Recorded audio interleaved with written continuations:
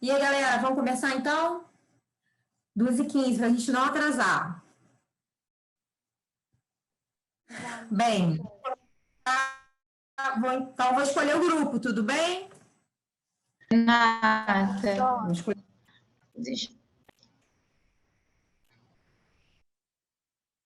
Tá ouvindo? Oi. Ah, tá. Boa tarde. Então, que eu entrei de transferência agora, aí comentaram comigo que já teve trabalho para apresentar e tal. Aí queria saber como que fica a minha situação. Qual que é o seu nome? Larissa. Larissa. Larissa, eu vou ver direitinho, tá? E depois eu falo com você, tá bom? Tá bom. Ok. Gente, então vamos começar. Deixa eu ver aqui, quem que eu quero primeiro?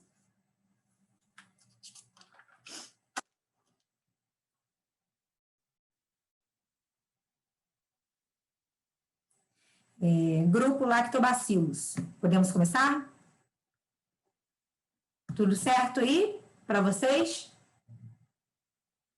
Professora, só teve uma pessoa que pediu para começar antes, porque por causa de ônibus, acho que foi o grupo da Duda Sardinha. Qual é o grupo, o Professor, nome do grupo? o grupo Amebas, a gente pediu para começar antes, porque tem uma colega que precisa pegar ônibus, que amanhã vai voltar às nossas aulas. Aí ela só conseguiu ônibus para 4 horas. Problema não, vamos começar pelo grupo Amebas, então. Ah, então tá bom, obrigada. Nada, posso fazer a chamadinha de vocês? Vou chamar então. Pode sim, Ana Cláudia Queiroz. Presente, professor. Boa tarde. Melane. Melane Ferreira.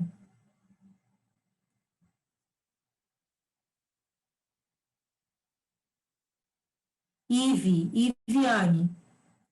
Oi, professora. Presente. Selena. Presente, boa tarde. Rafael. Oi, professora, boa tarde, presente. Maria Clara Guerra. Presente, professora.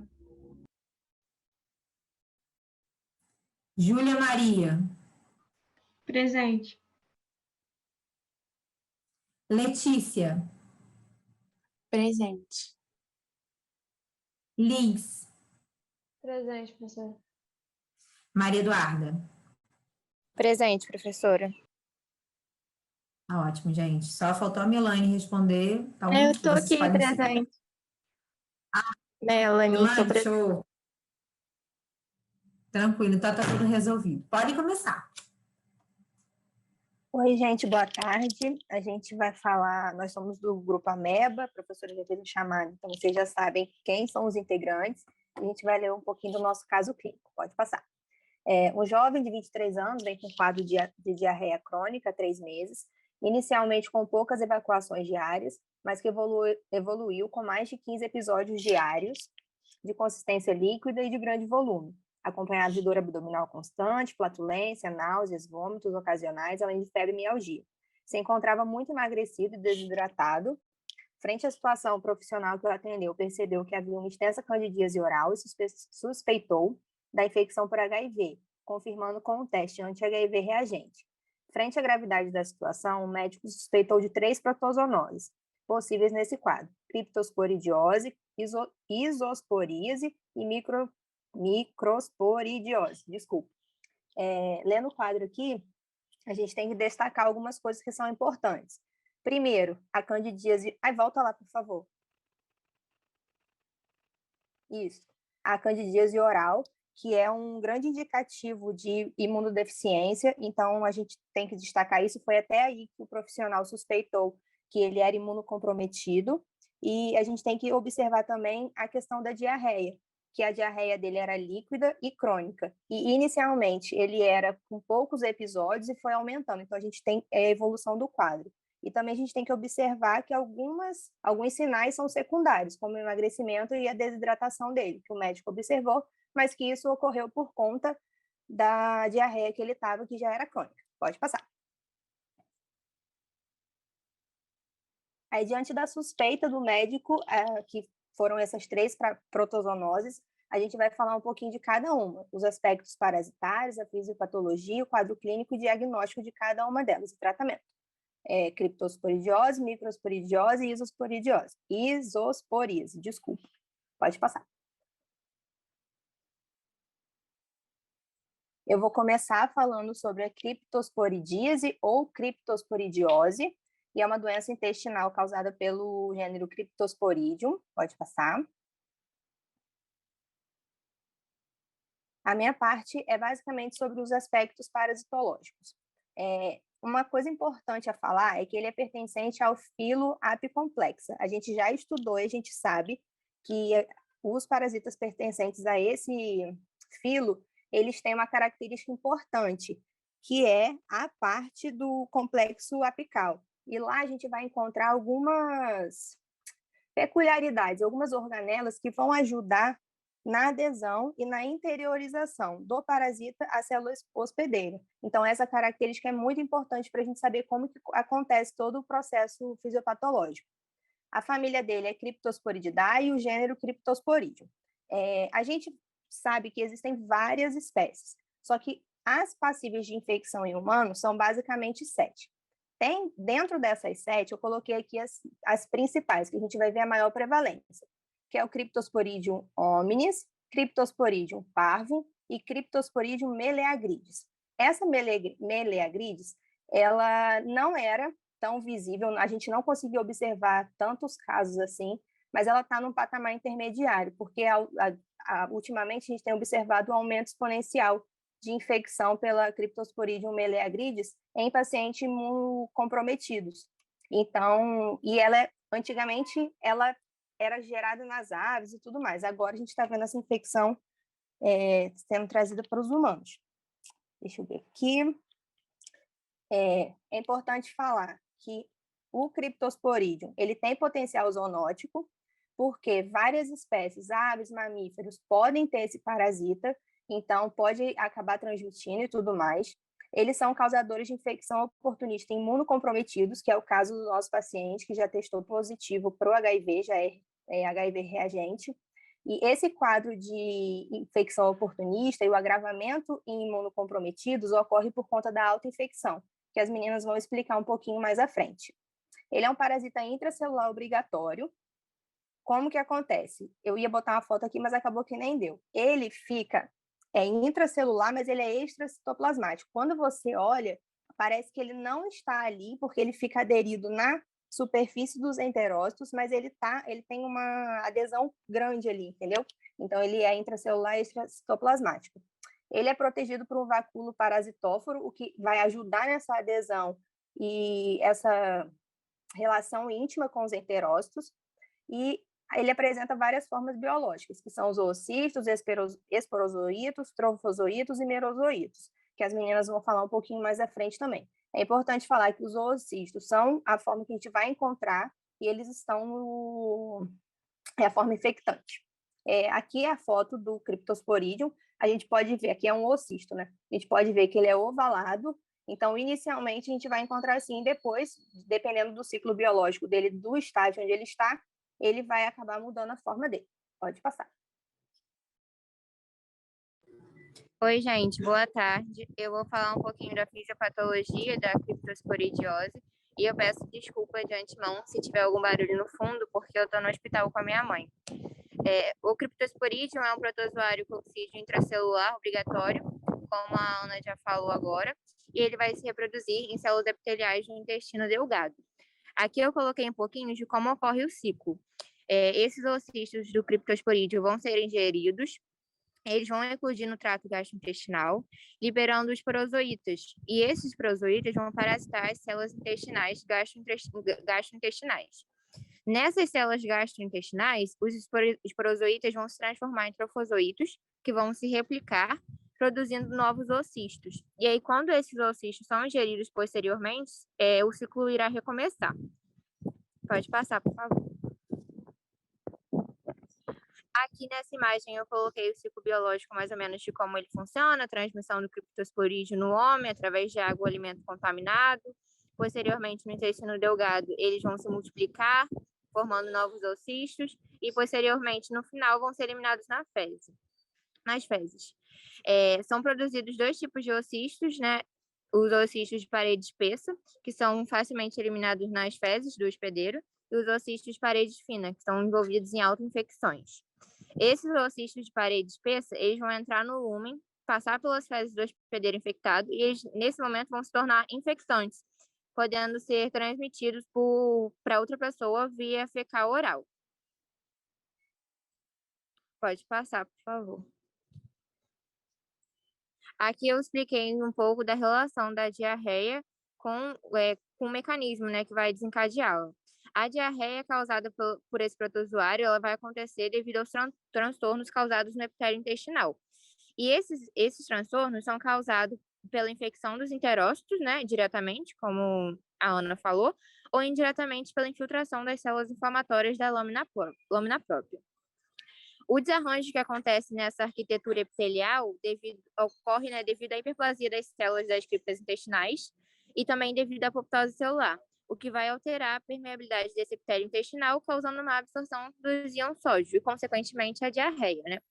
Sabe-se que, além desse desarranjo da arquitetura epitelial, também vai ter uma inflamação intestinal com produção de fator de necrose tumoral e prostaglandinas, que vão ser responsáveis por essas anormalidades morfológicas, bioquímicas e funcionais, resultando também na diarreia.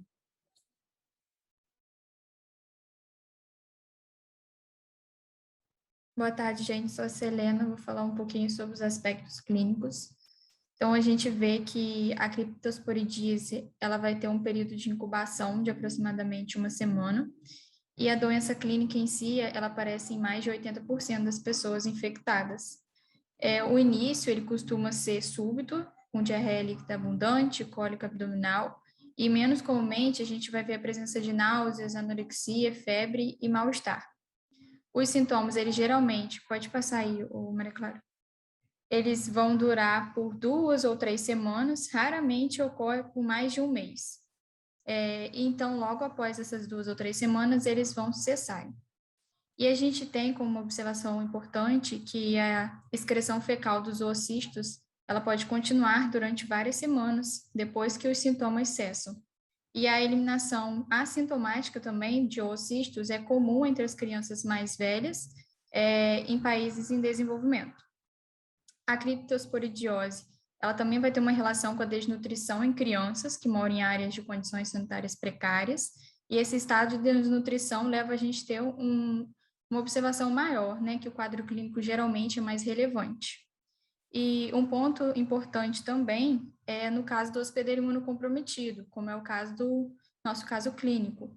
O rapaz, ele foi diagnosticado com HIV, então a gente tem que no hospedeiro imunocomprometido, o início ele vai ser insidioso, mas a diarreia ela pode ser mais grave, a menos que o defeito, né, o imunitário subjacente seja corrigido, a infecção ela pode persistir, provocando diarreia profusa, intratável por toda a vida. E a gente tem que os imunocomprometidos, eles podem ter diarreias com perdas fluídas de mais de 5 a 10 litros por dia.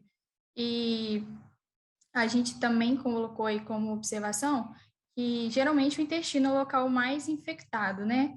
É o local mais acometido. Mas também outros órgãos vão ser como o trato biliar, o pâncreas e também o trato respiratório.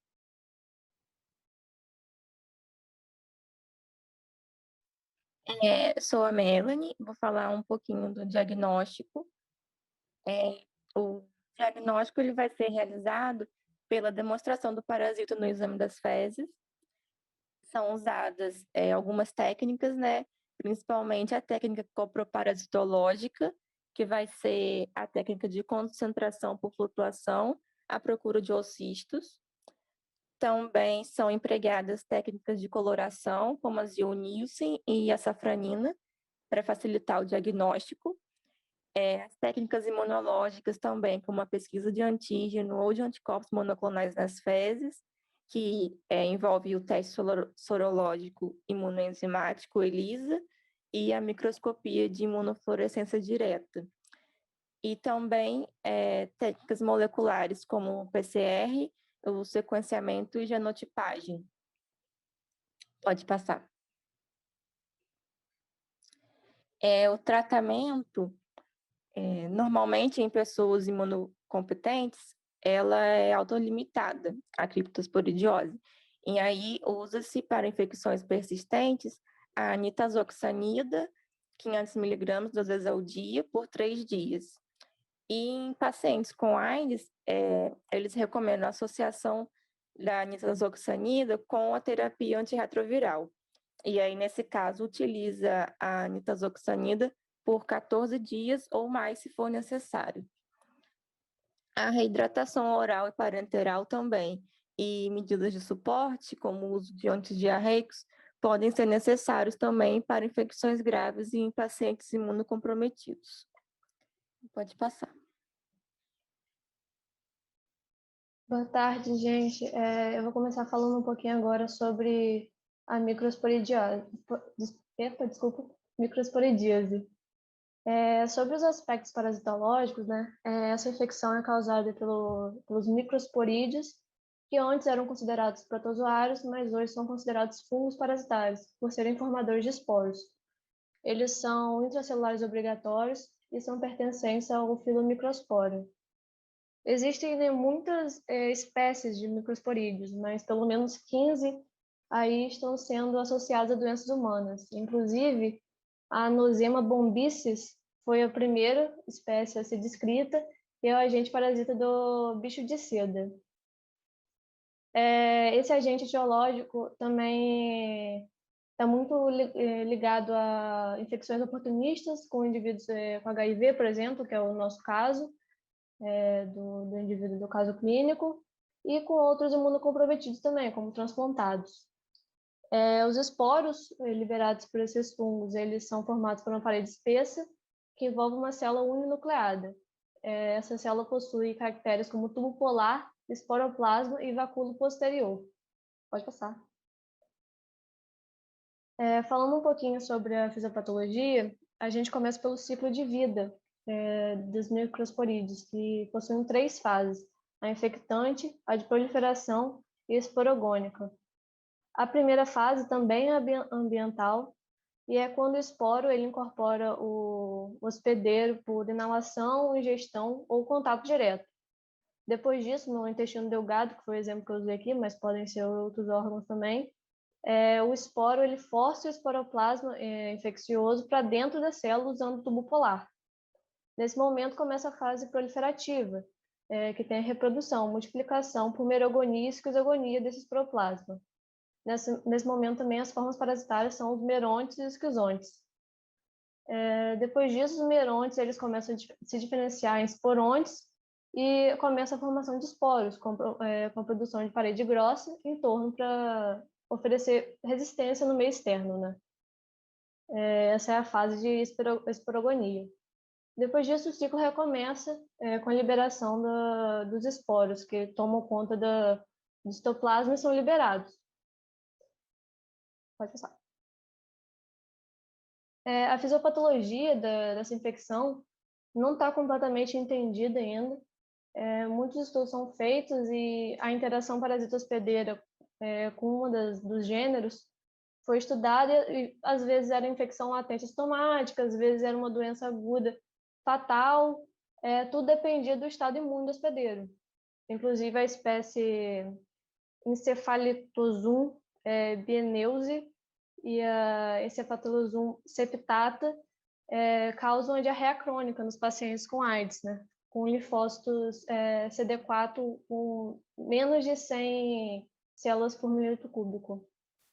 O que se entende, basicamente, é que a liberação desses esporos, eles desencadeiam respostas inflamatórias no tecido afetado.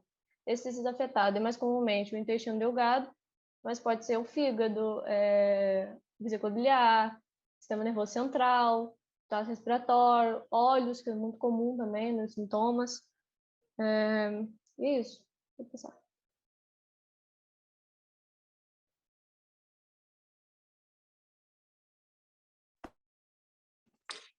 Os aspectos clínicos da microsporidíase variam de acordo com a espécie de parasita e o estado imunitário do paciente. E esses aspectos, eles podem variar desde o acometimento ocular, muscular ou intestinal, isolados, até o comprometimento sistêmico. Aí, aqui nessa tabela, a gente pode ver as espécies de microsporídea e as principais manifestações clínicas associadas a cada uma.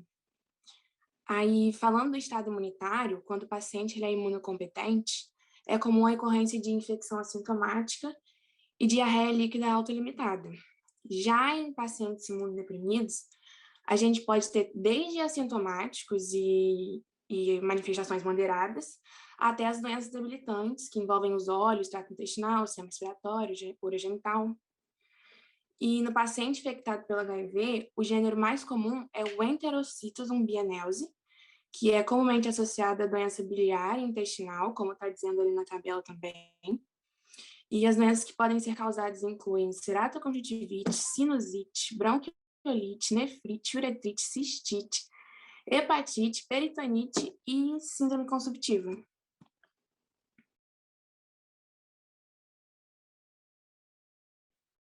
Boa tarde, gente. Então, agora eu vou falar um pouco sobre o tratamento e o diagnóstico dessa doença, microsporidíase. O tratamento ele pode se diferenciar a partir do tipo de paciente que nós estaremos tratando, né? Como, por exemplo, para pacientes com HIV, a gente vai ter um início ou otimização da terapia antirretroviral. Para microsporidíase digestiva, cutânea, muscular ou disseminada, a gente pode fazer o uso, é o mais comum o uso de albendazol ou fumagalina oral, quando disponível, obviamente, dependendo ainda da espécie infectante que nós estamos pedindo. E para ceratoconjuntivite, que é um dos principais, né, o que a gente pode ver mais no paciente quando chega no ambulatório, pode se recomendar o albendazol oral e a fumagalina tópica. Já para o diagnóstico, não costuma ser uma coisa bem simples, né? Principalmente com o padrão ouro dele, costuma ser luz ou microscopia eletrônica com coloração especial. E, às vezes, a imunofluorescência, hoje em dia, né, com a modernidade, nós podemos fazer a imunofluorescência direta, IFD, e a reação de cadeia da polimerase, PCR. Esses organismos infectantes da microsporidíase, né, podem ser demonstrados em amostras de tecido afetado, que podem ser obtidas por fezes, urina, líquido, bile, escarro, ou até em raspados da córnea, em casos de ceratoconjuntivite.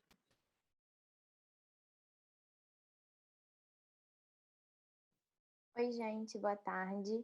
Eu vou falar um pouquinho agora sobre a isosporidíase. Pode passar. Então, começando pelos aspectos parasitológicos, né, a isosporidíase, ela vai ser causada por um protozoário do gênero Isospora, pertencente à subclasse Coccidia. E aí a gente vai ter a Isospora belli, que vai ser a única espécie associada à doença no homem, e que vai ser, o homem é o único hospedeiro, né, dessa espécie. E aí, eu botei aqui mais resumido, é o gênero Isospora, subclasse Coccidia. A forma infectante é o oocisto esporulado. E esse oocisto, ele tem uma característica bem diferente, bem legal, que é diferente de todos os outros coccídeos. Porque esse oocisto, ele tem um formato elíptico e ele possui 2 esporocistos aqui dentro. Então, eu coloquei essa imagem aqui de um livro para vocês entenderem, né, esses 2 esporocistos maduros aqui dentro do oocisto. E aqui embaixo tem uma imagem de microscopia eletrônica para a gente ver como que é esse protozoário. E aí, a isospora ela vai ser o agente etiológico da diarreia, principalmente em pacientes imunocomprometidos e HIV positivos, que é esse caso que a gente está falando. Pode passar, Maria. E aí, falando um pouquinho sobre o ciclo de vida dela, a forma infectante, como eu falei, vai ser o oocisto esporulado, e aí a gente vai ter a infecção após a ingestão desse oocisto, então vai ser por alimentos contaminados, água contaminada. E aí, após a ingestão desse oocisto esporulado, a gente vai ter a liberação dos esporozoítos. E aí, esses esporozoítos, eles vão invadir células epiteliais da mucosa intestinal, e aí a gente vai ter 2 ciclos acontecendo, né, nesse ser humano infectado, que vai ser o ciclo assexuado e depois o ciclo sexuado. Então, quando esses esporozoítos chegam na mucosa intestinal, eles vão entrar na fase assexuada, que eles vão evoluir para sua forma de trofozoíta e vão iniciar a formação dos esquizontes, que aí é chamado processo de esquizogonia. E aí, assim que a gente forma esses esquizontes, eles vão evoluir para suas formas de merozoítos, e essa forma, né, ela vai ter a capacidade de invadir as células absortivas. E aí acabou a parte do ciclo assexuado. Quando eles chegam nas células epiteliais, esses merozoítos eles vão originar os gametócitos, que vai ter o gametócito masculino e o gametócito feminino, dando início aí à parte do ciclo sexuado. Esses gametócitos eles vão se encontrar, vai ocorrer a fertilização, e aí a gente vai formar o oocisto não esporulado. Esse oocisto não esporulado ele vai ser expelido nas fezes, e no ambiente, quando ele entra em contato com o ambiente, essa forma não esporulada ela vai sofrer várias transformações até chegar àquela forma esporulada lá do início que eu falei, reiniciando o ciclo.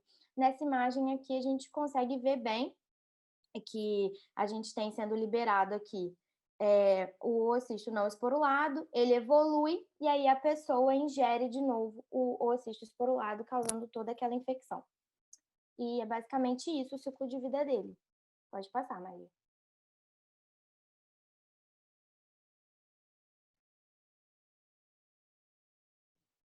Na área, claro.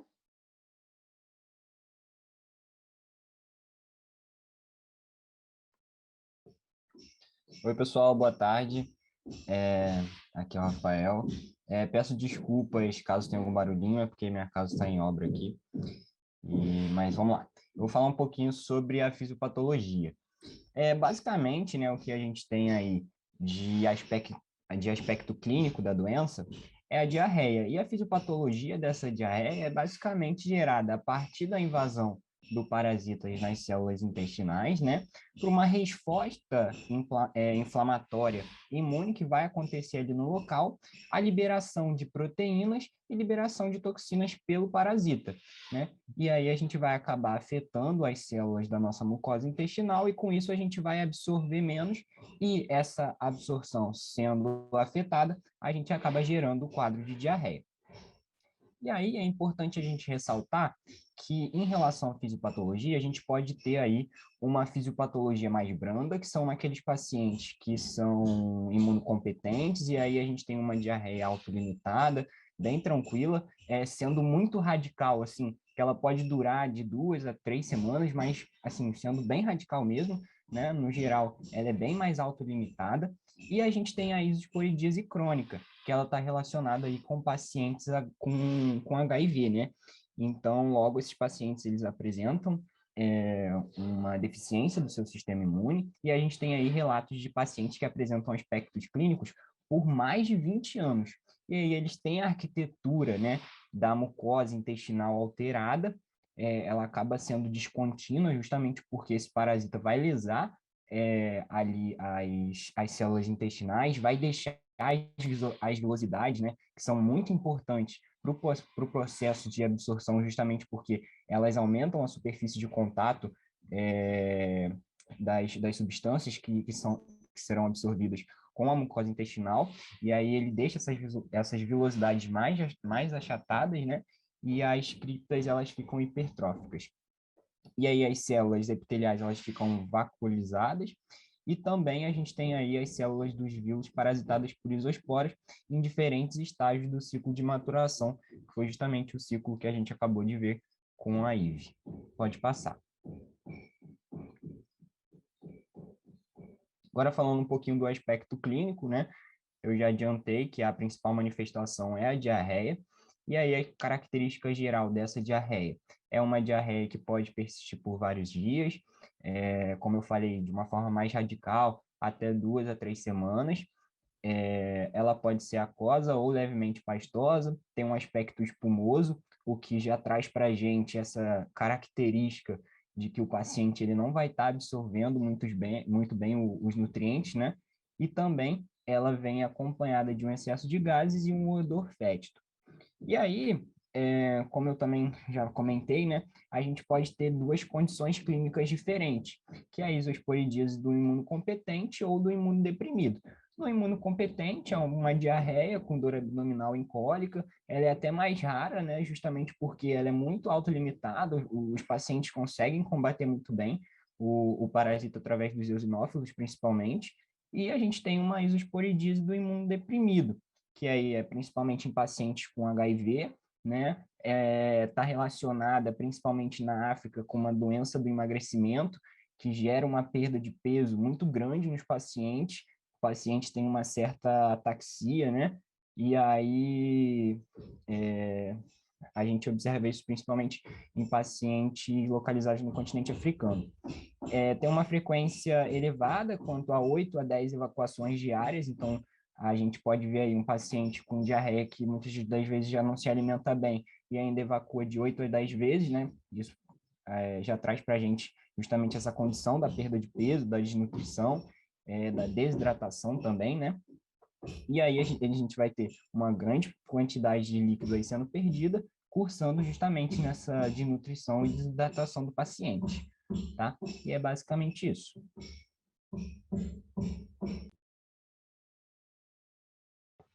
Boa tarde, gente. Aqui é a Júlia. Vou dar continuidade falando um pouquinho sobre diagnóstico. Então, nós temos que, em relação ao diagnóstico laboratorial, ele vai ser feito através da visualização dos oocistos nas fezes, em aspirados ou biópsias do intestino delgado. É importante lembrar também que mais de uma amostra de fezes ela deve ser solicitada para análise, porque a eliminação desse protozoário nas fezes ela vai ser intermitente, então cada evacuação vai conter uma quantidade pequena de oocistos, então vai ser um pouco mais difícil de diagnosticar. As amostras de fezes frescas, elas podem ser observadas diretamente, porque os oocistos de isosporas são grandes e de fácil identificação, então no microscópio óptico comum mesmo, dá para visualizar em aumento de 400 vezes, e algumas formas de concentração podem ser usadas também para aumentar essa sensibilidade diagnóstica, como formol éter modificado ou técnicas de sedimentação. O exame direto, que eu já falei, né, utilizando ainda as técnicas de concentração, é o método mais fácil e barato para o diagnóstico laboratorial da isosporíase, e também podem ser utilizadas técnicas de coloração, como as mais usadas são Ziel-Nielsen modificada, tricômico e hematoxilina eosina. Pode passar. E falando um pouquinho sobre o tratamento, também é uma diarreia que costuma ser assim, autolimitante na maioria dos casos, não precisando de um tratamento específico. Mas em pacientes imunocomprometidos, como é o caso do nosso caso clínico, né, é recomendado sim fazer uma intervenção medicamentosa com uma combinação de sulfametazol, 800 mg, e trimetoprim, 160 mg. Ela deve ser administrada por via oral de 6 em 6 horas por 10 dias. E se for uma criança, a dose diária de sulfametazol deve estar ali entre 75 e 100 mg por quilo e dividido em 4 doses diárias. Existe também uma opção terapêutica, que é essa pirimetamina, que é uma opção farmacológica para pessoas que têm alergia a sulfas, né? E em relação a algo que a gente já sabe muito bem, é o tratamento de suporte, que ele deve ser realizado em todos os pacientes que estão com diarreia, né, que é ali aquela correção da hidratação e de possíveis ali distúrbios ácidos básicos e hidroeletrolíticos. Então, era isso que a gente tinha para falar sobre essas doenças, né, que causam diarreia. E é isso, gente. Obrigada. Boa tarde a todos. Arrasaram, adorei, grupo. Então, é importante a gente lembrar dessas diarreias, né? Em pacientes imunocompetentes, né? Normalmente é isso aí, é quadro autolimitado. Enfim, a gente nem procura saber o que é, às vezes nem tem necessidade de fazer um exame fresco para descobrir o diagnóstico, que acaba melhorando sozinho, né? A gente consegue resolver. O grande problema vão ser sempre os pacientes com AIDS, principalmente, né? E quando a gente fala com AIDS, gente, tem vários tipos de estágio da doença AIDS, né? Então, a gente consegue ver mais essas diarreias intensas, né? Graves, em pacientes com CD4 abaixo de 500, CD4 abaixo de 100 células. Então, abaixo de 500, a gente já tem algumas repercussões em relação à baixa imunidade, aumenta a chance de pegar algumas outras doenças, né? Mas a partir de 100 CD4 é muito baixo. Então, é aquele paciente que parece um livro de infectologia quando você abre, né? O paciente tem várias invasões, né? Várias infecções juntas. Então, a candidíase oral, né, oral esofagiana, é muito típica desses pacientes. A diarreia invasiva, que vocês descreveram muito bem, é muito típica. O emagrecimento importante, né, tudo anorexia, né, a lesão de pele, o paciente é todo manchadinho, né, com lesões de pele. Então, é um paciente que consegue, né, desenvolver um quadro grave, né, dessas 3 condições. E, normalmente, inclusive, gente, a diarreia é tão invasiva, né, tão líquida, mais de 10 evacuações diárias, que a gente precisa internar esse paciente para fazer um tratamento de suporte, né, o paciente precisa de hidratação. Senão, o paciente pode morrer de desidratação, não é? E o que é o problema dessa infecção, dessas 3 infecções? Né, que muitas vezes elas são juntas, ou uma ou outra. O problema é que uma infecção crônica dessas, né, quando não é tão aguda, até aguda mesmo, ela acaba levando o paciente a sequelas naquele trato intestinal. Então, a gente tem a atrofia das microvilosidades, da borda de escova, né? Os enterócitos já não absorvem mais como deveriam, então a barreira não vai ser mais íntegra. Então, o que acontece? Às vezes o paciente melhora das parasitas, o paciente recupera a imunidade com a terapia antirretroviral, mas a diarreia não melhora. Tem um paciente que vai ter diarreia líquida para o resto da sua vida. Então, o paciente vai adquirir desnutrição, né, deficiências vitamínicas, não consegue ganhar peso, não consegue absorver os nutrientes direito, né, e tem sempre diarreia, né, esse é um grande problema. Tem pacientes, assim, né, que tratam, né, os 3 parasitas e mesmo assim a gente mantém a sulfametoxazol com trimetoprim, que é o tratamento que a gente mais usa, como terapia profilática, para ele continuar usando até essa imunidade subir, né, pelo menos até mais de 100, 150 de CD4, para a gente poder tirar o remédio com mais tranquilidade, né? Esse remédio, esse palavrão aí, sulfametoxazol mais trimetoprim, é o nosso famoso Bactrim, que a gente usa muito como tratamento e profilaxia em pacientes com AIDS, tá? Realmente, da mesma maneira que a gente conversou da última vez, o melhor exame, a princípio, mais fácil, vai ser sempre o exame fresco de fezes, para a gente procurar os oocistos. Lembrando que eles realmente não são inados de forma contínua, então, quanto mais a gente conseguir amostras, melhor, né, para fazer o diagnóstico. E deixa eu ver, isso mesmo, acho que vocês falaram tudo de mais importante aí. Arrasaram, gente, muito bom.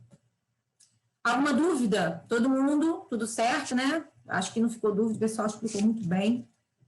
Agora vamos para o próximo. Grupo Lactobacillus.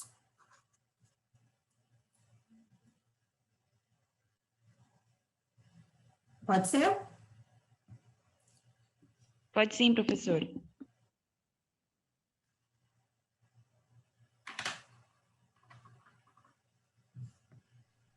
Oi, professora, boa tarde. Boa tarde. Você vai fazer a chamada antes ou a gente já pode começar?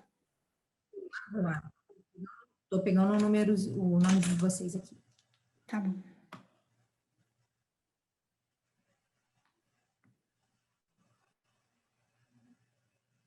Bem, vamos lá. Carolina. Presente. Ana Paula. Presente.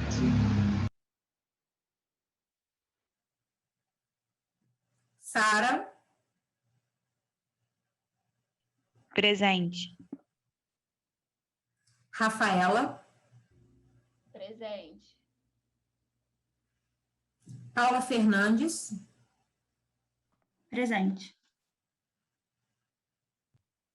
Mariana Neto. Presente.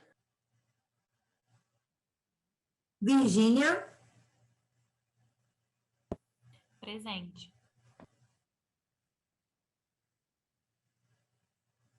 Beatriz Barbosa, Presente.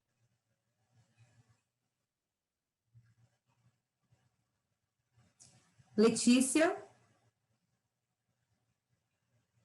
Presente. Gabriel. Presente. Show. Podem começar, gente.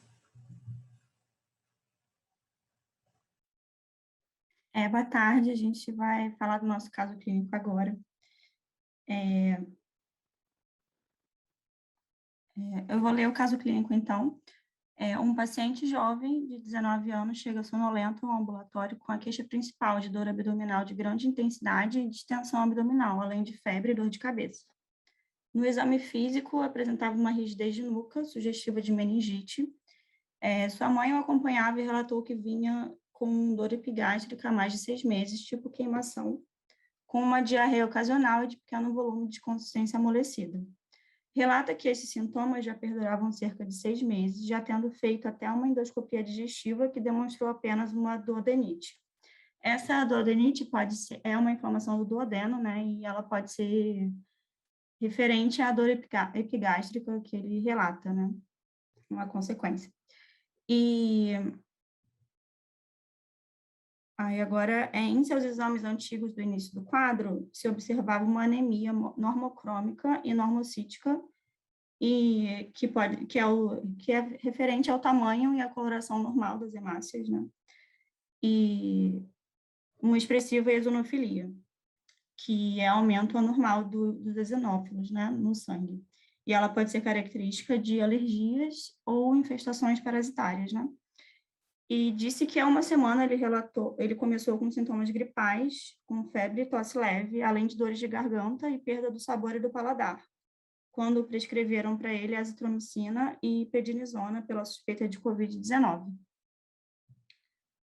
E as nossas questões foram qual a verminose provavelmente é a causadora desse quadro, explicar a fisiopatologia dessa parasitose, e explicar a relação entre a parasitose e a meningite do quadro e o diagnóstico e tratamento da parasitose. E agora as meninas o pessoal vai continuar. Boa tarde. Então, antes do restante do grupo responder as questões e explicar como que chegou nas respostas, eu vou falar um pouquinho sobre o COVID e a verminose, porque no caso clínico que a Paula leu, o causador da doença, né, foi uma verminose, porém, de cara, os médicos suspeitaram de COVID. E por que eles suspeitaram de COVID? Primeiro, porque, né, atualmente está cometendo muitas pessoas, e porque houveram, no caso clínico, muitos sintomas que podem estar presentes, tanto na COVID como na verminose. Aí eu vou falar um pouquinho dessas semelhanças, que no caso foi febre, sintomas respiratórios e perda de olfato e paladar. A febre, ela está presente na COVID, assim como ela está presente em diversas infecções, sejam virais, bacterianas ou parasitárias. Os sintomas respiratórios, eles podem ser causados por diversas coisas, inclusive verminoses, né? Só como exemplo, a amebise, a anseolostomise, elas podem causar sintomas respiratórios, dependendo da verminose, pode causar até aquela síndrome de Loeffler, que tem broncoespasmo, tem hemoptise. E em questão da perda de olfato e paladar, também são diversas causas. A COVID, isso está muito presente, mas até a congestão nasal causada por rinite alérgica ou não alérgica pode causar essa perda do olfato e do paladar. Então, o que fica claro para a gente é que é necessário fazer uma boa anamnese, colher uma boa história, analisar não só alguns sintomas, analisar o quadro do paciente como um todo, para não dar o diagnóstico errado, nem passar o tratamento errado também.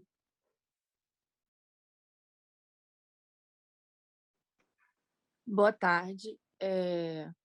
Beatriz aqui, eu vou falar sobre o diagnóstico diferencial. Bom, para descartar a COVID, No caso clínico foi relatado, né, uma eosinofilia, e esse cenário, ele não é, né, característico de COVID, já que na COVID e nas infecções virais, no geral, é mais comum a gente observar uma leucopenia.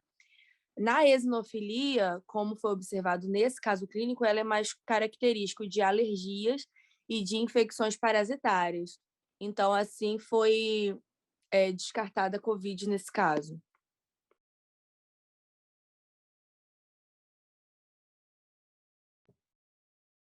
Pode passar. Então, eu fiquei responsável pela primeira pergunta, né? Qual verminose provavelmente é a causadora desse quadro?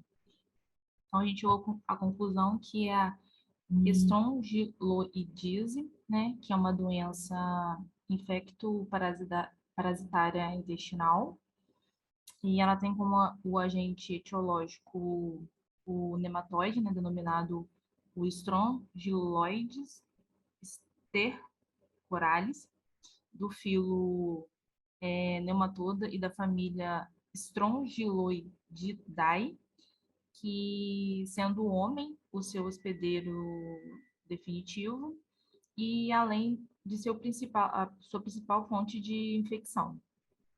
Então, essa doença ela ocorre mais em regiões tropicais e subtropicais. E no Brasil, a variação regional em função da idade, né? Diferenças geográficas e socioeconômicas. E os estados que mais frequentemente diagnosticam são Minas Gerais, o Amapá, Goiás e Rondônia. E, além disso, ela é mais comum em indivíduos imunossuprimidos e etilistas. Agora o pessoal vai continuar.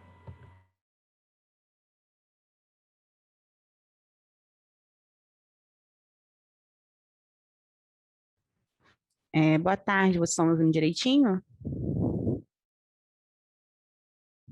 Tá ok, Letícia. Então, Letícia que está falando, vou ficar aqui sobre a fisiopatologia da estrongiloidíase. Um modo mais comum de transmissão é através do contato da pele com o solo, que em áreas endêmicas isso pode ser evitado com o uso de calçados. O ciclo de vida ele começa quando a pele humana entra em contato com as larvas filarioides, né, que é o estágio larval infectante AL3, de Strongyloides certocoralis, que são encontrados no solo ou outros materiais contaminados, como fezes. Com o indivíduo sendo suscetível, né, e por ação das enzimas colagenases, ocorre a degeneração da camada da pele, que possibilita a entrada na pele. As larvas penetram e migram através da circulação sanguínea e linfática para os pulmões. E pela essa necessidade de oxigênio, né, passando primeiro pelo coração e depois circulação pulmonar, através das artérias pulmonares. Chega aos sacos alveolares, quando alcança a luz dos alvéolos, já estão no estágio L4, e em quadros graves, né, pode apresentar o quadro clínico de síndrome de Leufer, que causa tosse, febre, pneumonite e aumento da secreção de muco. Essa L4 caminha, né, retrogradamente pela circulação pulmonar, devido ao movimento normal do indivíduo, somado mais à tosse e esses movimentos ciliados do epitélio pulmonar, e alcança a orofaringe. Essas larvas sobem na árvore traqueobronca, podendo ser engolidas. Então, essas larvas elas amadurecem em vermes adultos, que seriam a L5, que se prende na mucosa do duodeno e jejum, e não tendo, né, do sexo masculino, as fêmeas adultas patogênicas produzem ovos, a partir dos quais as larvas não infecciosas, que seriam as larvas rabidiformes, L1, se desenvolvem dentro do lume do trato gastrointestinal, e essas larvas são geralmente eliminadas nas fezes. E isso dura, em média, desde a penetração na pele das larvas filarióides até o aparecimento das larvas rabidiformes nas fezes de aproximadamente 3 a 4 semanas. Aí, no solo, elas formam machos e fêmeas, né, que podem pôr ovos e podem eclodir larvas, que são, no caso, a L1, e as larvas L1 de ambas as origens podem se transformar no solo em L2 ou larvas filarioides infectantes, capazes de penetrar, né, na pele humana. Além disso, também pode ocorrer a autoinfecção nessa parte do ciclo, onde as larvas rabidiformes tornam-se larvas filarioides infectantes dentro do trato gastrointestinal humano, e as larvas filarioides podem, então, penetrar na mucosa intestinal, né, que seria a autoinfecção interna, ou na pele perianal, autoinfecção externa. E para completar nesse ciclo de vida, elas migram através da circulação sanguínea, como já foi falado, para os pulmões, depois para o intestino. E a transformação das larvas rabidiformes em larvas filarioses dentro do trato gastrointestinal pode ser acelerado por constipação, divertículos ou outras condições que reduzem a motilidade intestinal e o uso de esteroides ou outros agentes imunossupressores. Pode prosseguir. Gente, boa tarde. Então, agora eu vou dar continuidade a essa parte de fisiopatologia. Então, os mecanismos de patologia das alergias, eles são dados pela sua ação mecânica, que é a própria passagem do micro-organismo pelo tecido humano, sua ação traumática, irritativa e tóxica. Essas ações dadas por esse parasita, elas vão dar origem a lesões que eu já vou mencionar agora. No processo cutâneo, ele vai ter início após a penetração da pele, tendo reação celular apenas em torno das larvas já mortas, que são aquelas que não conseguem atingir o sistema circulatório, onde vai ter aquela resposta imunológica mais direcionada, com a presença de leucócitos e imunoglobulinas. E os casos de hipersensibilidade, eles são dados pela reinfecção com a formação de edema, de prurido, pápulas eritematosas e urticárias. A migração dessas larvas pelo tecido subcutâneo, ela vai ter um aspecto linear, ou sergipinoso urticariforme com prurido, e são mais frequentes nas nádegas, no tronco, no períneo e nas virilhas. No pulmão, ela vai apresentar intensidade variável, e todos os pacientes que são infectados por essa larva vão ter essa larva no sistema respiratório, tendo como reflexo a tosse, com ou sem expectoração, a febre, dispneia e as crises asmáticas, que são decorrentes das larvas filarioides. Essas fêmeas, elas podem atingir a maturidade e produzir ovos dentro do próprio alvéolo. A chegada desses ovos, eles vão eclodir, vão gerar larvas filarioides. Essas larvas vão subir as vias aéreas superiores, sendo deglutidas e começando o processo no estômago. Com a chegada do sistema gastrointestinal, as fêmeas vão se fixar nos enterócitos, que são localizados no jejum e no duodeno, e começa o processo biológico de replicação. Raramente essa larva ela vai penetrar a mucosa intestinal, porque geralmente ela tem a ação dos epitelioides e são removidos pelos leucócitos. Porém, se o paciente apresentar, por exemplo, o caso de constipação intestinal, a larva pode fazer seu ciclo biológico ali, produzindo mais larva filarioide e tendo a autoinfecção, como já foi mencionado. Aí a presença dessas larvas no sistema gastrointestinal pode determinar a ocorrência de enterite catarral, enterite endematoso ou enterite ulcerosa. Pode passar.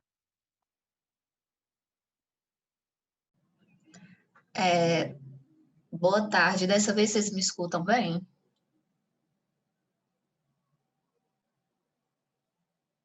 Sim. Ouvimos sim, Rafaela.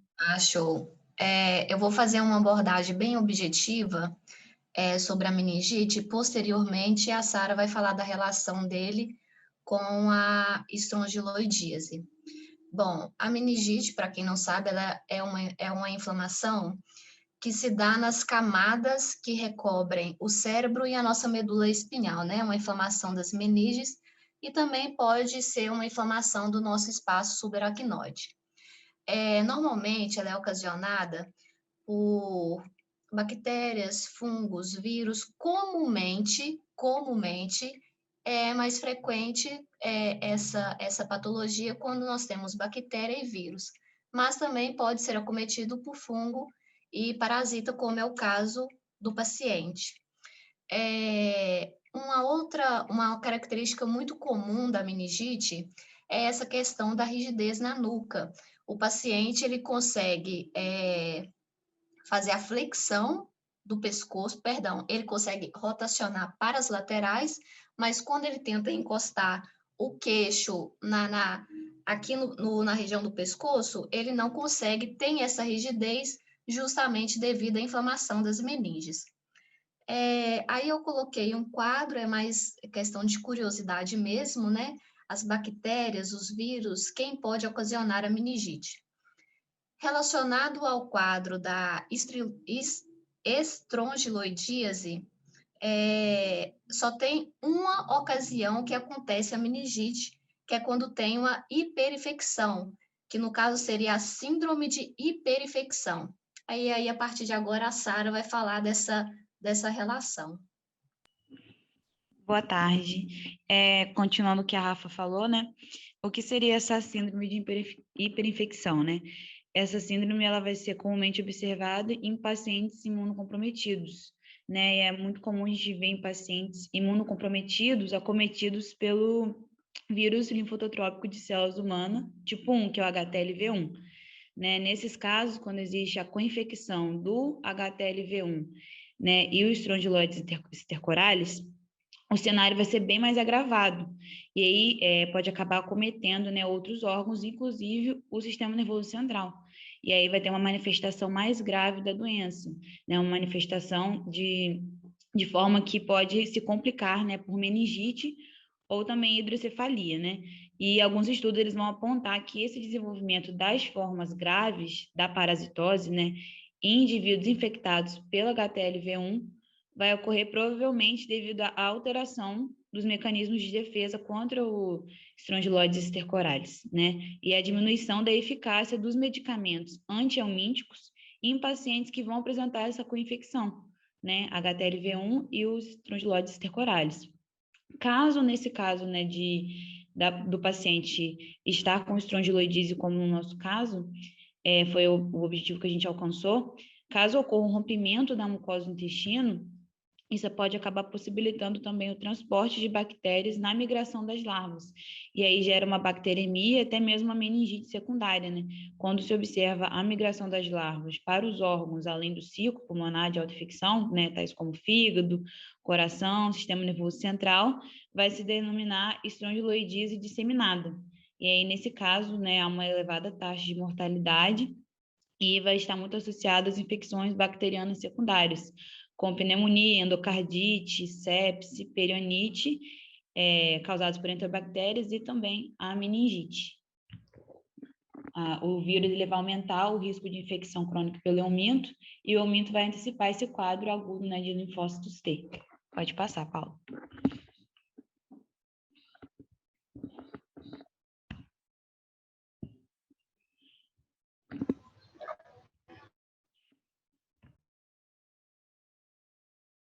Oi, vocês estão me ouvindo? Estamos sim.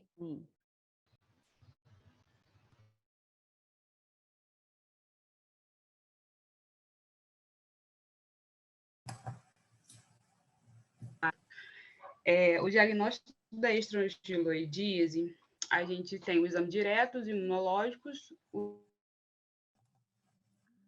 O som não está saindo, não.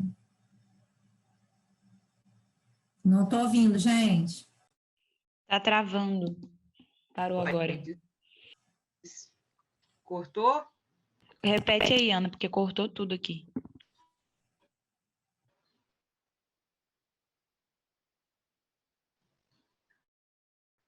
É porque a minha internet está... no diagnóstico da estrongiloidíase, a gente tem o exame direto, o imunológico, o exame de fluidos corporais e o radiológico. Dentro do exame direto, nós temos a examinação das fezes, né, na procura de larvas radiotoides. Nós temos o método de Barman-Morais e a sedimentação, só que esse método é muito limitado por conta da inconsistência na eliminação da larva das fezes.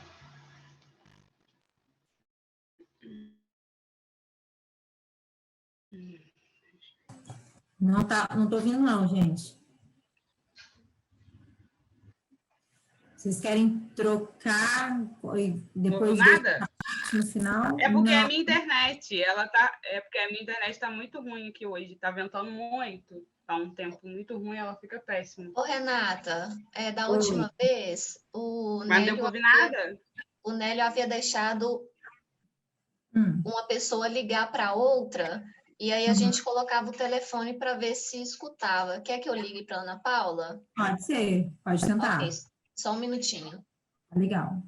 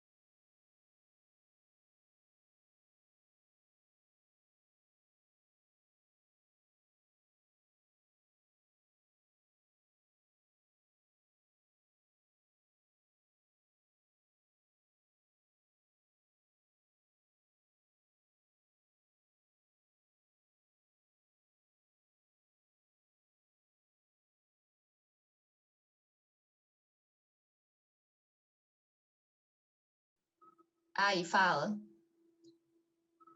Eu ainda tô agarrado.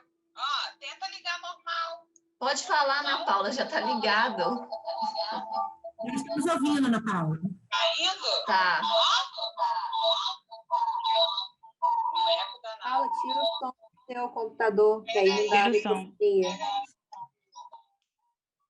Agora foi. Pode falar. No diagnóstico da estrongiloidíase, a gente tem o exame direto, o imunológico, o exame de fluidos corporais e o radiológico. No exame direto, a gente tem a examinação das fezes, a procura de larva raditóide, que é usado para orais e a sedimentação. Só que a gente tem uma inconsistência, a gente pode ter uma inconsistência na eliminação da larva nas fezes, aí pode dificultar o diagnóstico através dessa análise das fezes. Agora eu vou continuar falando do outro tipo de diagnóstico. O outro método possível de ser feito em quadros de estrongiloidíase disseminada, que é como no desse caso clínico, é o exame de secreção de fluidos corpóreos, como os lavados broncoalveolares, o escarro e o fluido cérebro-espinhal, sempre em busca de larvas, E no exame radiológico pode ser encontrado condensações pneumônicas. Além desses, existem outros meios de diagnóstico, mas não são muito utilizados para definir a doença, mais para o ramo da pesquisa, que é o de sorologia de Riff e o de ELISA. Aí agora eu vou falar do tratamento. Enfim, o tratamento dessa parasitose é feito com ivermectina, albendazol ou tiabendazol, mas o principal mesmo e o de primeira linha é o ivermectina. E é isso, finalizamos o nosso trabalho. Obrigada pela paciência e pela atenção. Tá ótimo, gente. E? Oi. Cair não, né? Deixa eu ver aqui. Ah, não, tá, beleza. Tá ótimo, gente. Arrasaram. É isso aí, né? Na verdade, a estrondilose é mais crítico, né? Sempre um problema quando a gente fala em imunossupressão. Então, outra coisa, né? Uma coisa realmente que vale a pena falar é, por exemplo, não é o paciente com AIDS, imunidade baixa, ele não tende a ter mais né, estrondiloidíase disseminada, como vocês falaram, como vocês falaram de outras situações, né? Então, a gente consegue ver mais pelo HTLV, né, que é um retrovírus também da família do HIV, complicando nessa questão, porque acaba trocando, invertendo a resposta TH2 que eles têm na mucosa intestinal por TH1, e isso acaba influenciando ali na ação da mucosa, dos anticorpos da mucosa contra o estrondiloide, então eles conseguem se disseminar mais fácil. Então, o HIV, o paciente com AIDS, com estrondiloidíase disseminada, pode acontecer mais no uso de corticoide, né? Então, quando o paciente está usando para tratar neurotoxoplasmose, criptococose, outras coisas que envolvem a imunidade baixa, em uso de corticoide, aí sim pode dar estrondiloidíase disseminada, né? Mas a gente sempre vai ver, por exemplo, nos pacientes com doenças imunoproliferativas, né, como linfoma, em tratamento para câncer, em uso de corticoides ou algum imunossupressor em altas doses. Gente, algumas alterações funcionais do estômago também, estômago-intestino, como, por exemplo, hipoacidez ou hiperacidez, também podem levar a um aumento na chance de fazer casos mais disseminados, mas, enfim, a gente consegue tratar, né? Eu acho que a importância é realmente fazer o diagnóstico a tempo, né? Porque são doenças graves, né? Que pode levar o paciente à morte ou a sequelas irreversíveis, não é isso? Mas, de resto, vocês falaram direitinho, né? O tratamento, né? Então, a gente consegue fazer com ivermectina também, vocês viram ali. Então, beleza, gostei. Certinho, gente, muito bom. Alguma dúvida sobre esse caso? Deixa eu pegar aqui outro grupo para fazer a chamada, enquanto vocês não falam. Bem, agora podemos, então, encaminhar para o grupo nemateumintos? É o que falta, né? Desse primeiro tempo. Sim. Ótimo. Então, vamos fazer chamada? Posso fazer? E, gente, olha, quem não mandou os trabalhos ainda para o WhatsApp, vocês mandam, por favor, tá? Para a gente poder ver depois. Então, vamos lá. Vou fazer a chamada aqui. Ana Caroline. Boa tarde, professora. Presente. Isadora. Boa tarde, presente. Laura. Boa tarde, presente. Maria Eduarda. Presente. Maria Gabriela. Presente. Vitória Castro. Presente. Breno de Moraes. Breno. Tá, faltou o Breno, né? João Marcelo. Presente. Gabriel Freixo. Presente. Carlos Henrique. Presente, professor. Tá ótimo, só o Breno que não falou. Beleza, gente, pode começar. O áudio Oi? do Breno, ele falou, só que eu acho que não apareceu. Peraí. Pode pedir para ele falar no chat comigo também, gente. E na hora da apresentação vai aparecer a fotinha dele e o nome dele, pode ser também. Ótimo, tudo bem, ele vai falar também, tá certo. Então, podem continuar aí.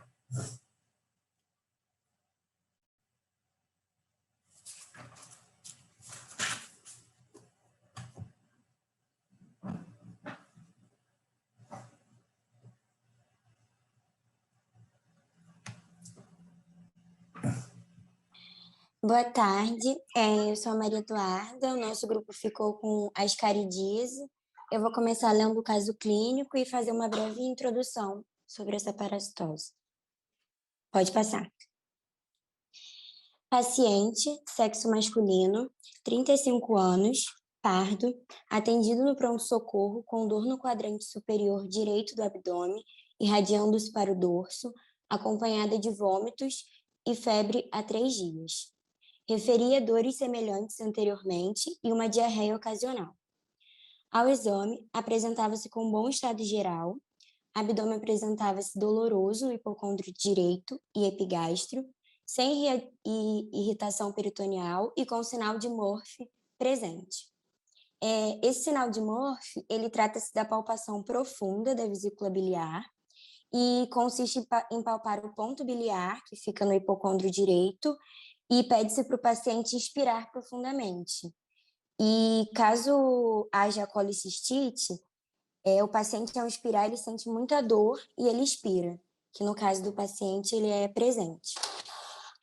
A ultrassonografia US do abdômen evidenciou vesícula biliar com espessamento da parede e um ascário lumbricóide no seu interior. Apresentava-se com discreta leucocitose, 12.000 leucócitos, sem desvio à esquerda, endoscopia digestiva alta sem alterações. Foi realizada uma colecistectomia convencional, na qual foi detectada a presença de um verme morto no seu interior da vesícula biliar. Essa colecistectomia convencional ou aberta, ela é mais antiga e consiste em incisões maiores que a laparoscopia convencional, a mais moderna, no caso. E iniciou-se antibiótico-terapia com cefalotina 2 horas antes da cirurgia até o 3º dia de pós-operatório. E o paciente ele recebeu alta hospitalar no 4º dia de pós-operatório, sendo tratado com albendazol 400 mg por 3 dias. Pode passar. Agora eu vou falar uma breve introdução sobre a ascaridíase, que é uma infecção causada pelo parasita Ascaris lumbricoides, popularmente conhecida como lombriga, e pode provocar desconforto abdominal, dificuldade para defecar ou diarreia e vômitos. E apesar dela ser muito encontrada no intestino, esse verme ele pode ser encontrado também em outros locais do corpo, como coração, pulmão, vesícula biliar, fígado, entre outros locais. E principalmente se não houver um diagnóstico ou se esse tratamento ele não for feito corretamente. E agora, associando um pouco ao caso clínico, a gente vê que o paciente ele manifesta sintomas gastrointestinais, como dor abdominal, vômitos, diarreia, e também observa-se que houve migração do verme para a vesícula biliar, né, que teve essa obstrução e, consequentemente, sua retirada com a colecistectomia. Boa tarde, gente. Vou estar dando continuidade à apresentação. Então, como a Duda falou, quanto à etiologia, a ascaridíase é uma parasitose causada pelo Ascaris lumbricoides, a gente costuma chamar de lombriga, né? É um euminto, se enquadra ali no grupo dos nematódeos ou nemateumintos, pertence à família Ascarididae, seu ciclo é monoxênico, ou seja, o Ascaris completa o seu ciclo de vida em apenas um hospedeiro, né, no caso o homem, diferentemente, por exemplo, da tênia. A tênia já teria um ciclo heteroxênico, né, que ela completa o seu ciclo evolutivo em mais de um hospedeiro. Outra informação importante é que a lombriga se aloja preferencialmente no intestino delgado, que é um parasita de intestino delgado, mas ela pode se dirigir também a outros órgãos, principalmente os pulmões. O que acontece é que, na verdade, os diferentes estágios larvais do Ascaris, eles vão se encontrar em órgãos específicos, porque a gente vai entrar em mais detalhes depois, mas só para estar introduzindo, a transmissão se dá pela via oral. Então, a ingestão de ovos do parasita, eles eclodem no intestino delgado e lá eles alcançam a corrente sanguínea. E, posteriormente, chegam, né, no fígado, coração, pulmão e por aí vai. É justamente ao longo desse trajeto que as larvas vão crescendo. Pode passar, por favor. Então, quanto à morfologia, como já é característico dos nemateumintos, o Ascaris lumbricoides possui um corpo cilíndrico, não segmentado, com extremidades afiladas e coloração clara, né, ali entre o marrom e o bege. Tem entre 2,5 a 5 milímetros de diâmetro e entre 15 a 40 centímetros de comprimento. A gente vai ver que as fêmeas elas são um pouquinho maiores que o macho, né? A fêmea tem entre 20 a 40 centímetros e o macho entre 15 a 25. E olha só que interessante, cada parasita fêmea é capaz de produzir 200.000 ovos por dia, né? Eles vão ser eliminados pelas fezes do hospedeiro.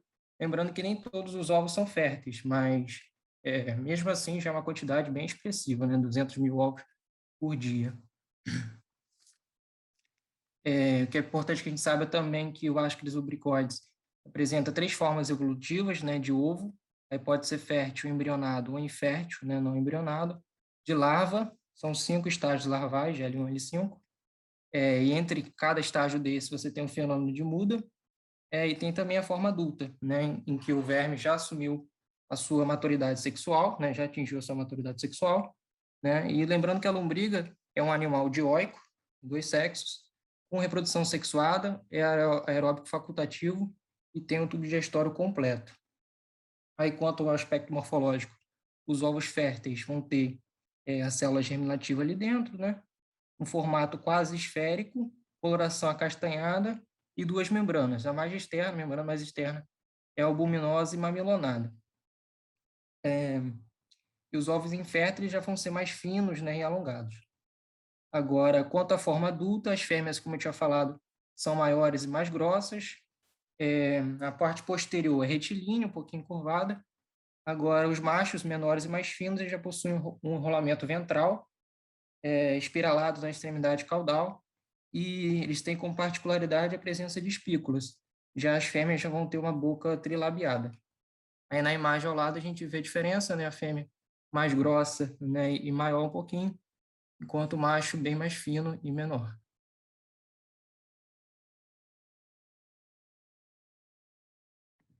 Boa tarde, gente. Seguindo para a epidemiologia da Ascaridise, o Ascaris é um parasita que infecta o homem com maior frequência. E essa frequência varia de acordo com as condições ambientais, climáticas e também com o nível socioeconômico. A ascaridise está mais presente em países de clima tropical, subtropical e temperado, pois o clima úmido e quente é uma condição ideal para a sobrevivência e também para o desenvolvimento embrionário dos ovos. Outro fator também são as más condições de higiene, de saneamento básico e a utilização de fezes como fertilizantes. E isso contribui para a prevalência dessa helmintose em países de terceiro mundo. Estima-se, né, que essa parasitose atinge cerca de 1/4 da população mundial, predominando nos territórios da Ásia, da África e da América Latina, principalmente nas regiões muito povoadas. E essa alta prevalência de ascaridise é observada em comunidades rurais, mas também são frequentes em áreas urbanas, uma vez, né, que o modelo de urbanização é incapaz de assegurar a melhor qualidade de vida nas cidades e acaba por afetar a epidemiologia da doença, que adquire novos contornos nesse meio. A ascaridise também atinge cerca de 70% a 90% das crianças de 2 a 10 anos de idade, e essa prevalência de infecção diminui entre os indivíduos com mais de 15. Pode seguir. Boa tarde, gente. Então, a contaminação pelos helmintos Ascaris lumbricoides, popularmente chamado de lombriga ou bicha, como dito anteriormente, se dá através da ingestão dos ovos contendo a forma infectante do parasita, que pode estar presente na água ou nos alimentos contaminados. A gente pode ressaltar que, através do ciclo de vida deles, por exemplo, a relação da contaminação dos alimentos. Uma vez que este ciclo está ligado com quando as fêmeas colocam os ovos presentes no intestino, que acabam sendo eliminados pelas fezes, e ocorre... gente, desculpa, não vou ler. E esses ovos eles sofrem a maturação no solo. E acaba que, em contato com o solo, pode vir a ter encontro com a água, que muitas vezes não é filtrada, que não tem uma forma direita de eliminação do parasita e tudo mais, e também pode ficar grudado nos alimentos. E vale ressaltar que, após a maturação, os ovos infectantes têm uma longa vida, ou seja, pode ficar anos no solo até tenha contato com o novo hospedeiro. Isso é muito importante, porque acaba que pode ficar lá anos e anos, e aí de repente vai, vou fazer uma hortinha aqui no terreno de casa e pronto, contaminou e aí já era. E também pode vir que o João Marcelo comentou que pode ir para o pulmão e tudo mais, e pode ficar na traqueia, podendo ser eliminado ou deglutido também. Agora eu vou dar a palavra para o Breno.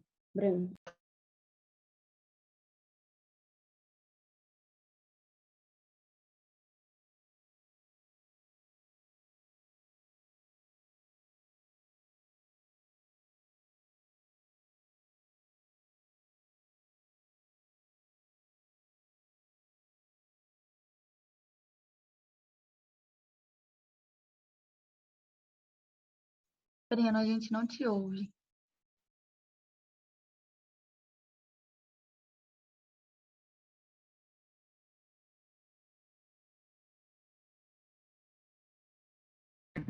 Professora, a gente teve um problema aqui no microfone do Breno, a gente vai resolver. Tá, se vocês quiserem tentar a mesma ideia, a mesma estratégia do teu grupo, né? Ou se quiserem passar para outra parte do trabalho. Estou aguardando aqui.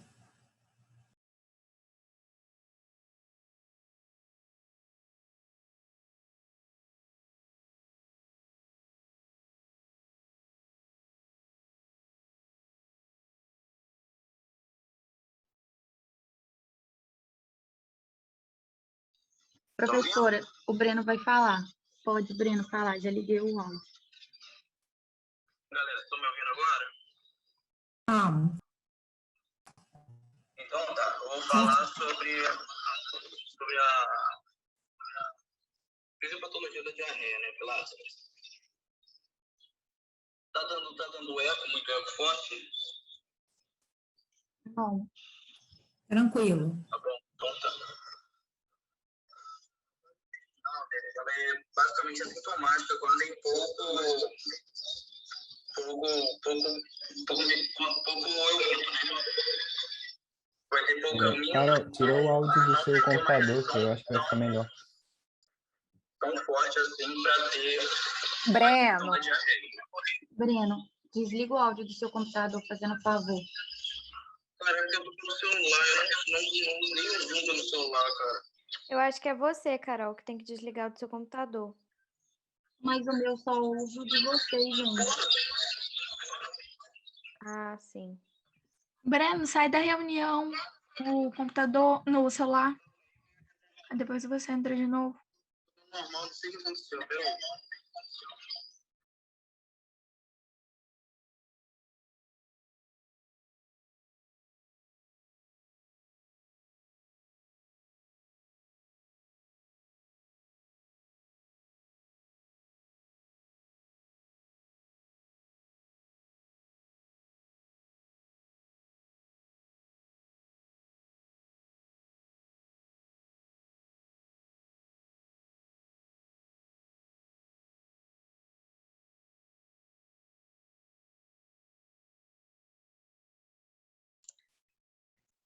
Boa tarde. Enquanto o Breno não volta, eu vou respondendo a pergunta B, né, que pergunta qual a fisiopatogenia da ascaridíase neste caso, né?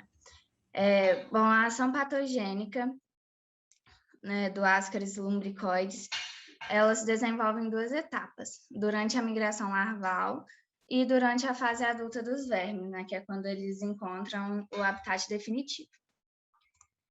E tudo começa, né, quando os ovos eles são ingeridos, os ovos já larvados, e quando eles chegam no estômago, eles sofrem uma eclosão por causa do pH desse órgão, né, o que provoca a liberação da forma larvar L2 no intestino do hospedeiro. E em busca de oxigênio, né, para o seu desenvolvimento e conseguir chegar na vida adulta, esse parasito vai penetrar na parede intestinal e cair na corrente sanguínea até alcançar outros órgãos, como o fígado e o coração. No fígado, as larvas, ainda em L2, elas realizam uma agressão irritativa por causa da sua movimentação, né, da migração, e elas também vão realizar uma agressão traumática, porque no fígado elas também podem realizar o processo de muda, evoluindo para L3. E a presença dessas larvas nesse órgão pode levar a quadros de focos hemorrágicos, reação inflamatória, lesão e necrose tecidual. E do fígado, elas vão ser capazes de migrar novamente para a corrente sanguínea até atingirem o coração. E do coração, elas vão continuar seguindo esse fluxo da corrente sanguínea. E por meio das artérias pulmonares, as larvas vão alcançar a circulação pulmonar, e aí elas já vão estar na forma larvária L3. E para obter ainda mais oxigênio, para continuar evoluindo até chegar na L5, elas vão penetrar nos capilares pulmonares, atravessar a barreira alveolar até alcançar a luz dos alvéolos pulmonares. E aí elas vão realizar uma nova muda para evoluir para a forma larvária L4. E nessa etapa, o paciente ele pode desenvolver um quadro clínico chamado de síndrome de Loeffler, não sei se é assim que fala, mas o meu colega vai falar dos sintomas posteriormente. E a partir de então, a L4 ela vai caminhar retrogradamente pela circulação pulmonar, né? Ou seja, ela vai do brônquio para a traqueia e por aí vai, né? Seguindo com auxílio do movimento respiratório mesmo, né? Da expiração, até chegar na orofaringe, e aí da orofaringe ela pode ser ou eliminada pela cavidade oral ou pode ser deglutida novamente e se alocar no intestino delgado e permanecer lá, né? Usar o intestino como seu habitat definitivo no hospedeiro. E aí, então, começa o estágio da patogenia no estágio da larva adulta. E aí, né, no intestino agora, nessa segunda fase, né, do intestino, o parasito ele vai adquirir a forma larvária L5, né, que é a sua forma adulta, sendo então capaz de copular e produzir novos ovos do Ascaris, que vão ser eliminados nas fezes.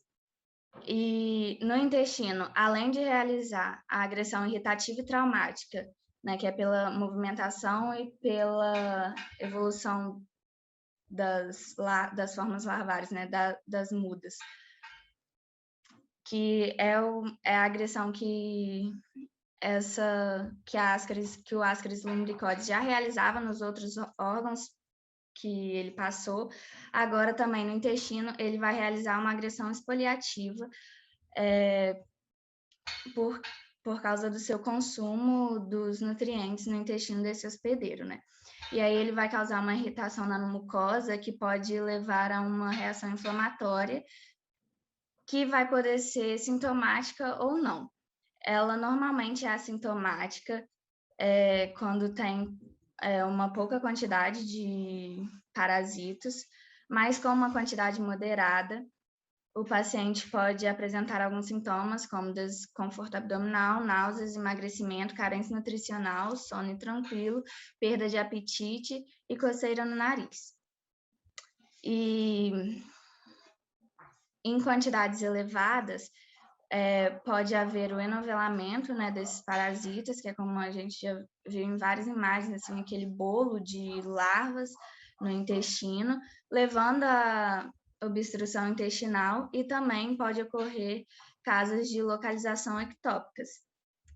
E aí essas larvas, elas acabam podendo migrar também para o apêndice cecal, causando uma apendicite aguda, para as vias biliares, causando obstrução, né, dessas vias, que foi o caso do paciente, dessa questão.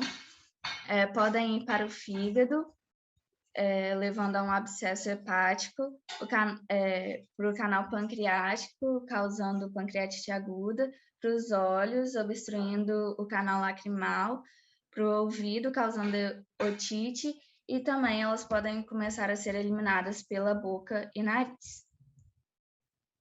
Professora, me ouve? Alô, alguém? Me ouve, Sim, não? ouvimos sim, Breno. Ai, Deus é bom. Eu vou falar sobre a fisiopatologia da diarreia, né? Então, a fase intestinal do Ascaris, ela é basicamente assintomática quando tem baixos níveis de euminto, né? Como a Laura falou. Porém, quando começa a aumentar, ou quando a pessoa não trata, até porque não tem nem como a pessoa saber que está com Ascaris, então ela não vai tratar, vai ter o aumento do número de Ascaris.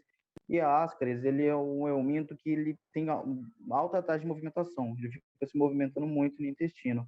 E na parte, principalmente do duodenal, né? Como o João Marcelo falou, que ele é um parasito de duodeno. E no duodeno, a gente sabe que é a maior parte de absorção de todo alimento que a gente consome, a maior parte de absorção é no duodeno. E o que isso acontece? O que acomete, né? A Ascaris vai estar ali se movimentando e vai estar se alimentando do quimo que chega ali no duodeno. E isso vai causar uma má absorção intestinal. Até porque a Ascaris pode se ligar na parede do intestino, fazer uma agressão ali e causar má absorção.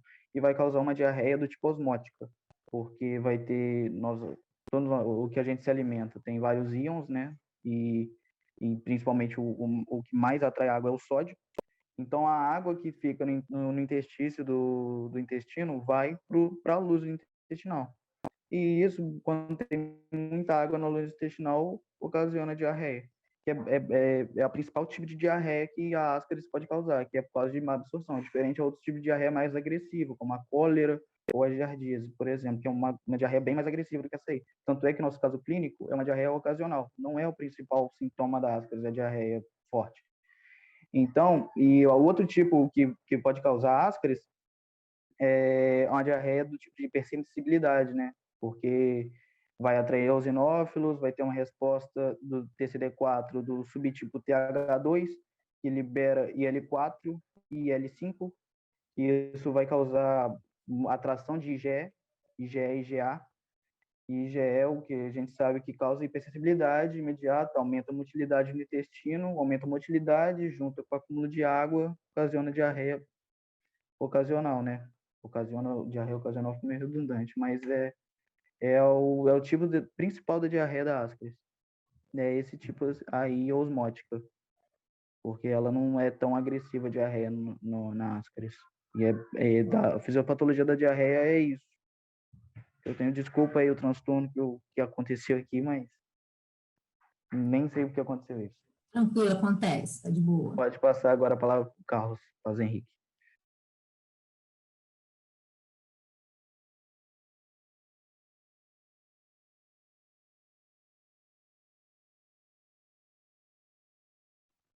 Olá, boa tarde. Então, agora eu vou falar um pouco mais sobre os sintomas da ascaridise, né? E, assim, na maioria dos casos, né, essa infecção pela ascaris, ela vai ser assintomática. Porém, em pacientes, principalmente com um número elevado de vermes, esses sim podem apresentar sintomas, seja tanto na fase de migração da larva, ou também na fase adulta desse verme. E, além disso, essas manifestações, elas podem também variar de acordo com a ação desse parasita no organismo hospedeiro, né? E principalmente na fase adulta. E aí a gente vai ter a ação espoliadora, que seria onde o verme passa a consumir, né, uma parte dos nutrientes presentes no intestino desse hospedeiro, e também pode levar a perda de peso, alterações neurológicas, subnutrição. Temos também a ação tóxica, que corresponde à reação, à própria reação do corpo do hospedeiro aos antígenos desse parasita, seja por substâncias ou até proteínas que contém no verme, havendo edema, urticária e podendo levar até mesmo convulsão. A gente também tem a ação mecânica, que é quando esse parasita permanece no intestino, acaba se novelando e resultando em uma obstrução intestinal, que mais à frente eu vou falar um pouco mais especificamente. E só falar um pouco mais, que essa obstrução ela ocorre principalmente em crianças, devido também a um menor tamanho anatômico do intestino, podendo levar a uma maior obstrução. Aí pode passar o slide para mim, por favor? Isso. Agora, falando um pouco mais das manifestações clínicas, mais comuns da ascaris, a gente vai ter as manifestações pulmonares, que não são tão comuns nesse caso clínico que a gente apresentou, mas é importante ressaltar também que na manifestação pulmonar, ela vai ser mais um quadro inflamatório dos pulmões, que geralmente ocorre durante uma breve passagem, né, dessas larvas pelo sistema respiratório. E nessas manifestações inclui tosse seca, bronquite, febre, dor torácica, até mesmo dispneia. E essas manifestações, elas são comuns da síndrome de Loeffler, como queira chamar, e que pode ocorrer principalmente nessa infecção pela ascaris no trato do sistema respiratório. E a gente tem essa síndrome como característica um aumento no número de eosinófilos, que pode ser até detectado no hemograma. E essas manifestações, além dessas manifestações pulmonares, a gente vai ter as manifestações gastrointestinais, que essas são as principais. E a gente o paciente pode apresentar dor abdominal, náuseas, vômitos, diarreia, que é o principal sintoma, né? A distensão abdominal, a perda de peso. E lembrando que crianças que sejam contaminadas, elas podem apresentar desnutrição e até mesmo atraso no crescimento. Isso porque a redução na absorção desses nutrientes são importantes, né, para o desenvolvimento do infantil. E, além disso, pode também ocorrer a eliminação desses vermes adultos, né, pelas fezes. E falar um pouco mais agora sobre a obstrução, quando a gente tem um grande número de vermes, pode ser gerado um bolo, né, de ascaris, causando uma obstrução intestinal, que muitas vezes pode ser severa, sendo necessário até mesmo intervenção cirúrgica, endoscópica, para justamente a remoção desse verme. Agora o Gabriel Freixo vai falar um pouco mais sobre essas consequências. Oi, boa tarde. Então, gente, eu vou fazer um apanhado bem breve de tudo que todo mundo falou. Não vai ter muita novidade aqui, não. Mas, o que acontece? O Ascaris, ele é um minto que tem um corpo muito flexível e bem resistente. Então, isso vai implicar na capacidade dele conseguir perfurar o intestino. E essas perfurações podem resultar em infecções bacterianas secundárias, né, a peritonite, além de, por conta deles precisarem, né, como acho que, se não me engano, o Breno falou, precisarem ficar se movimentando constantemente, porque por conta dele ser um parasita de intestino delgado, ele precisa se movimentar para continuar ali no seu sítio de sobrevivência, para ele não migrar para o restante do trato gastrointestinal e ser excretado. Então, isso vai levar a uma irritabilidade que também vai contribuir um pouco com o sintoma que o Carlos falou da diarreia. E nas infecções com muitas larvas, a migração dos vermes para os pulmões pode produzir pneumonite, né, que se assemelha a um ataque asmático, e o envolvimento pulmonar está relacionado com o grau de hipersensibilidade induzido por infecções prévias e a intensidade da exposição atual, podendo estar acompanhada por dessaturação de oxigênio. E aí essa dessaturação de oxigênio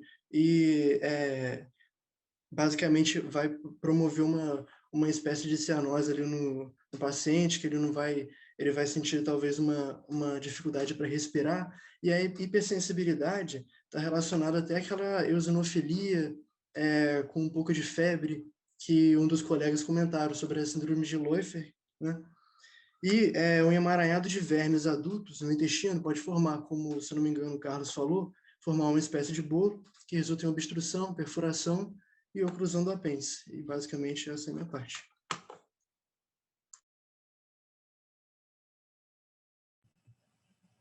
Boa tarde, gente. Então, agora eu vou falar um pouco sobre o diagnóstico, né, das caridias e basicamente, na maioria dos casos, o diagnóstico ele vai ser feito pelo encontro dos ovos, né, nas evacuações do paciente, e basta um exame direto dessa matéria fecal diluída, colocar na lâmina, né, para poder permitir esse encontro dos ovos em mais de 90% desses exames.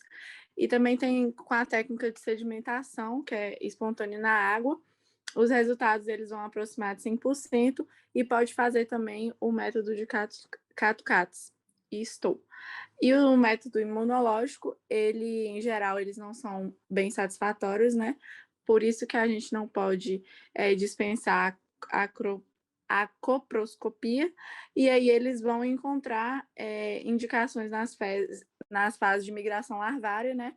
E nas infecções só por macho. Ou então, por outras razões, o exame de fezes não dá as informações corretas. Pode passar.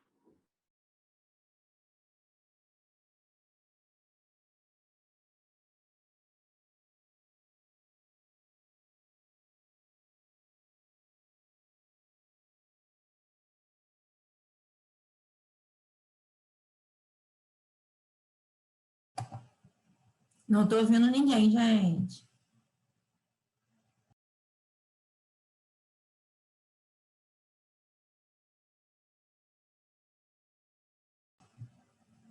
Desculpa, minha internet caiu. Aí o tratamento basicamente vai ser albendazol, que vai administrar 400 miligramas durante 3 dias consecutivos para adultos e crianças com mais de 2 anos. Mebendazol, que vai ser 100 miligramas 2 vezes ao dia por 3 dias, 600 miligramas. A dose vai ser a mesma, tanto para adulto quanto para criança. Pode também ser usado Pirantel, que vai ser com dose única de 10 miligramas por quilo do peso do indivíduo. Pode também ser aplicado o levamisol, que vai ser 2,5 miligramas por quilo do peso do indivíduo e dose única. E piperazina, que pode prescrever o citrato de piperazina na dose de 75 miligramas por quilo do peso do indivíduo por durante 2 dias. Bom, agora eu vou falar um pouquinho sobre profilaxia para a gente encerrar o trabalho. As 2 primeiras medidas, as 3 primeiras, né, aliás, que a gente pode se ter, né, que a gente deve se ter para prevenir, né, as caridias, tem relação com o cuidado que a gente tem com os alimentos. Então, a primeira delas é que a gente lave muito bem esses alimentos antes dos consumos e que a gente sempre opte por alimentos cozidos. E também é imprescindível que a gente mantenha, né, o local ali de preparação desses alimentos bem limpo e com a higiene boa. Agora, as 2 próximas medidas têm relação com a higiene e com o cuidado pessoal mesmo que a gente tem com si próprio. A primeira delas é que a gente lave bem sempre as mãos e principalmente depois que a gente usa o nosso sanitário. Outra medida é que a gente também mantenha sempre a nossa higiene pessoal em dia. Agora, essa última medida profilática que a gente pode ter, ela tem, assim, íntima ligação com saneamento básico, né, que é imprescindível em todas as regiões.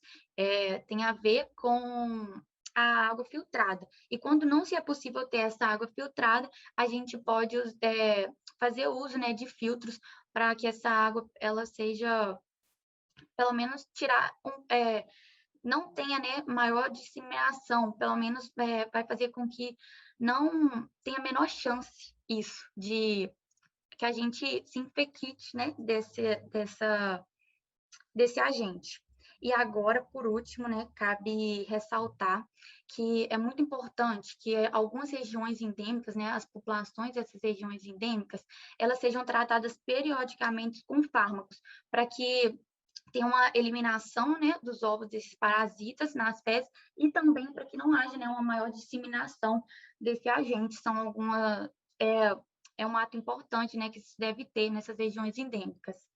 Agora, no próximo slide, a gente tem as referências que a gente usou para o nosso trabalho e nós agradecemos. Renata, obrigada. Grupo, adorei, tá muito bonito. Eu adorei ver a carinha de vocês podem fazer isso as próximas vezes, né? Porque todo mundo vê minha cara aqui, mas eu não vejo a cara de ninguém, né? Então, acho que fica mais dinâmico para a gente que está avaliando também.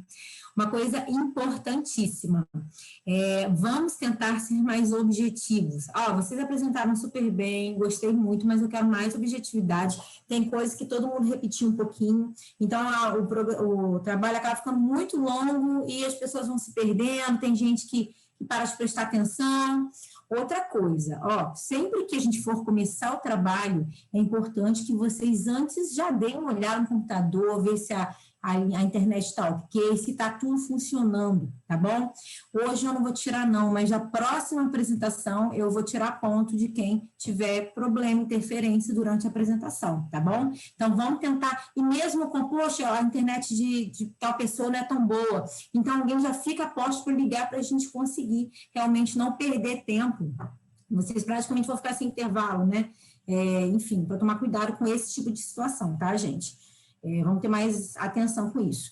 Não vou falar muito aqui, porque 4h10 já vai começar a aula do meu pai, mas é isso, né? A parte das caridias é muito comum, é muito prevalente, e tudo vai depender primeiro da fase larvária e da carga larvária, né? Então, a gente sabe que quando a carga é alta, né, por mais que enfim, seja o início da infecção, a gente pode ter a síndrome de Loeffler, né, mais pronunciado, com mais eosinófilos, então o paciente tem aqueles sintomas de tosse seca, a gente pode ter alterações focais de hemorragia no fígado, né, mas com certeza, né, a grande estrela, o grande problema quando a gente fala de ascaridíase é a parte da interferência mecânica mesmo, quando o verme já é um verme adulto, né, que vai parasitar lá o intestino delgado.